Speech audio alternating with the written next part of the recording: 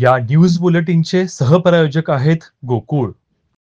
चुटकीत वेगवेगळ्या समस्या सोडवण्याचा दावा करणारा भोंदूबाबा सनी रमेश भोसले उर्फ चुटकीबाबा गुन्हा दाखल होताच पसार झाला आहे। पोलिसांनी त्याच्या फुलेवाडी रिंग रोडवरील क्रांतिसिंह नाना पाटील नगरातील दरबारावर छापा टाकून जादूटोण्याचे साहित्य जप्त केले आहे। त्याच्या शोधासाठी पोलिसांचे पथक विटा मुंबईकडे रवाना झाले आहे।